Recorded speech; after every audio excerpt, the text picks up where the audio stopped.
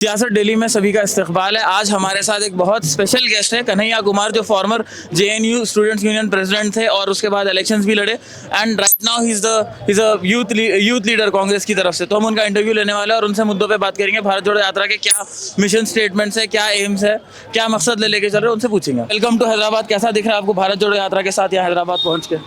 जी, आपका बहुत शुक्रिया, आपने इस शहर में हमारा वेलकम किया। और आप सब जानते हैं कि हैदराबाद एक ऐतिहासिक शहर है, हिस्टोरिकल सिटी है जी। और हिस्टोरिकल होने के साथ साथ जो है आज जब कंप्यूटर मोबाइल का ज़माना है जी। तो ये हाईटेक सिटी भी बन रहा है। तो आपको हैदराबाद एक ऐसा शहर है जहां आपको ट्रेडिशन और मॉडर्निटी जी दोनों का जो है संगम देखने को मिलेगा। तो अपने आप में हैदराबाद होना, जी यहाँ घूमना, लोगों से मिलना, यहाँ का खान पान, भाषा, बोली, लोगों के आचार विचार, उनकी हॉस्पिटैलिटी बहुत शानदार है। किसी भी जिंदा दिल इंसान का हैदराबाद आकर के दिल खुश हो जाएगा। हम भी खुश हैं, प्रसन्न हैं। शुक्रिया बहुत बहुत। तो कन्हैया जी, आपसे सवाल ये है कि अभी आप काफ़ी सारे स्टेट्स घूम के आ रहे हैं भारत जोड़ो यात्रा के साथ। आपको ऐसा क्या दिख रहा है कि लोगों के क्या डिमांड्स है जो अपने नेता लोग से वो चाहते हैं? देखिए, लोगों के क्या असली मुद्दे हैं उसी को समझने के लिए और लोगों का क्या दुख दर्द है, उनकी क्या तकलीफ है, उसी में शामिल होने के लिए यह भारत जोड़ो यात्रा कर रहे हैं। अभी जो हम लोग 5वें राज्य में पहुंचे हैं, तेलंगाना में, ये यात्रा 7 सितंबर को जब तमिलनाडु के कन्याकुमारी से शुरू हुआ तो वहाँ से लेकर के यहाँ तक जो मेजर इश्यूज निकल करके आए हैं वो ये है कि बेरोजगारी एक बहुत बड़ी समस्या है, इसके साथ साथ महंगाई,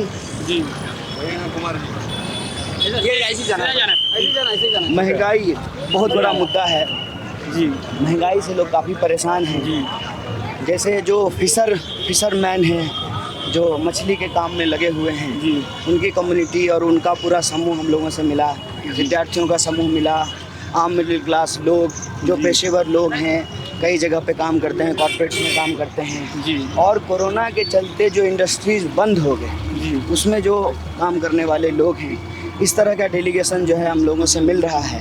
तो उससे बातचीत के आधार पे हम लोग यही समझ रहे हैं, किसान परेशान हैं कि उनको उनके फसल का दाम नहीं मिल रहा है, नौजवान परेशान है कि उनको काम नहीं मिल रहा है, मज़दूर परेशान है कि उनको काम था लेकिन उनका काम जो है पिछले सालों में कोरोना के चलते उनके हाथ से चला गया है। और जो जिसको हम कहते हैं कि हमारे समाज का जो मार्जिनलाइज्ड कम्युनिटी है, चाहे वो अल्पसंख्यक हो, दलित हो, आदिवासियों का समूह हो, महिलाओं का समूह हो, उसमें से डेलीगेशंस आकर के मिलते हैं और अपनी बात को रखते हैं कि कहीं ना कहीं उनके ऊपर पहचान के आधार पे हमले बढ़े हैं। ये सारे मुद्दे जो है हम लोग भारत जोड़ो यात्रा के दौरान कलेक्ट कर पाए हैं। हालांकि ये मुद्दे पहले से थे, लेकिन जैसा कि हम लोग बार बार कह रहे हैं कि इस यात्रा में हम लोग सुनाने नहीं, सुनने आए हैं कि लोगों का क्या दुख तकलीफ है, उनकी क्या समस्याएं हैं, उससे जुड़ने के लिए आए हैं। तो ये हमारे अनुभव अभी तक जो हम पहुँचे हैं यहाँ तक इस यात्रा में उसका है। सर, सपोर्ट तो काफ़ी ज़्यादा दिखने को मिल रहा है लोगों की तरफ से, हाइप भी है, लेकिन क्या ये चीज़ वोट्स में कन्वर्ट हो सकेंगी 2014 में? बिकॉज इससे पहले भी ऑपोजिशन की तरफ से ईवीएम को लेके सवाल उठाए गए थे। वोट के लिए ये नहीं है, ये बार बार हम लोग कह रहे हैं कि चुनाव पे इसका क्या इम्पैक्ट होगा, इससे हम लोगों का कोई लेना देना नहीं। चुनाव जो है वो एक चीज होती है, एक इंसान के जीवन में सिर्फ चुनाव नहीं होता है, कई सारी चीज़ें होती हैं। तो चुनाव एक चीज़ होता है, हमारे लिए अर्थव्यवस्था भी महत्वपूर्ण है, हमारे लिए समाज भी महत्वपूर्ण है, संस्कृति भी महत्वपूर्ण है, राजनीति भी महत्वपूर्ण है। और राजनीति का एक चीज़ होता है चुनाव।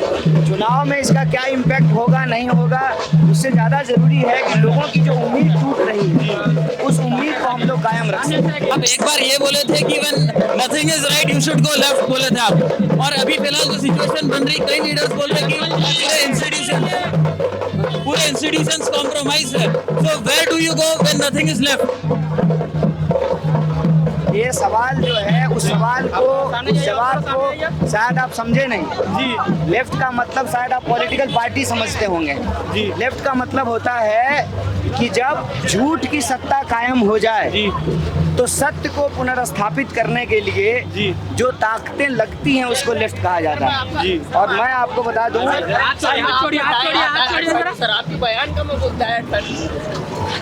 तो उसको आपको समझना पड़ेगा। लेफ्ट का मतलब जो है पॉलिटिकल पार्टी नहीं होता है जी, ठीक है। अगर ऐसा होता तो मुझे बताइए, मैं बात कर रहा हूँ,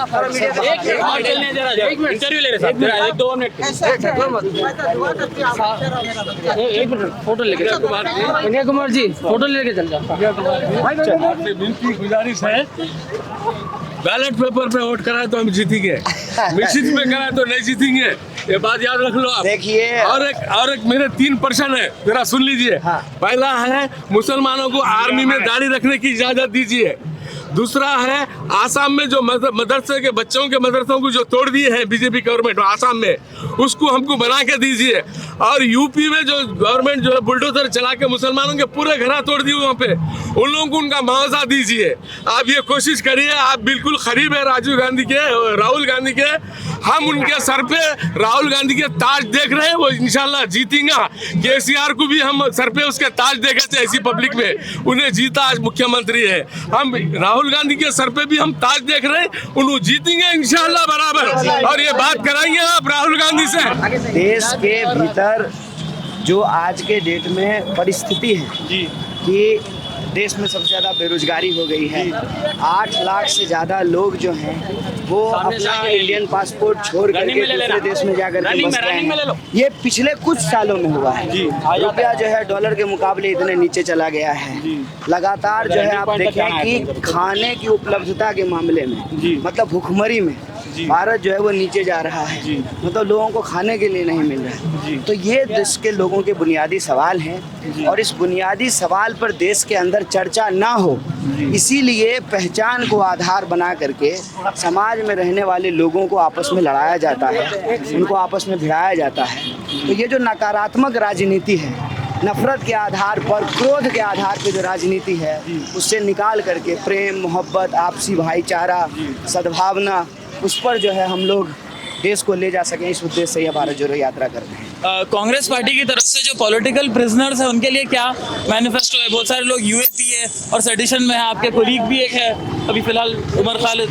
देखिए, एक लोग नहीं है, आपको ये जानना होगा। आज आपने खबर पढ़ा है सिद्दीक कप्पन का भी जो है जमानत खारिज हो गया है। तो कोई एक आदमी नहीं है। इस सरकार के खिलाफ जो भी लोग बोलेंगे, सरकार बहानेबाजी करके कोई ना कोई तरीका बना करके कहीं ना कहीं जो है आप सिचुएशन का जो है नाजायज फ़ायदा उठा करके लोगों की आवाज़ को चुप कराने की कोशिश करता है। उस पर साफ साफ जो है हम लोगों की राय है कि कोई भी राजनीतिक विचार रखने के चलते आपके साथ जो है, जो आपका फंडामेंटल राइट है, जो संवैधानिक अधिकार है, उसके ऊपर कोई हमला नहीं हो, उसको नहीं छीना जाएगा। Okay, thank you very much Kanhaiya ji. ये थी हमारी छोटी सी गुफ्तगू कन्हैया कुमार के साथ, जो कांग्रेस पार्टी के अभी लीडर है, पहले जेएनयू स्टूडेंट्स यूनियन के प्रेसिडेंट थे। अगर आपको इंटरव्यू अच्छा दिखा तो please like, share and subscribe to the Siyasat daily. दूसरा हज़ारी साइनिंग ऑफ।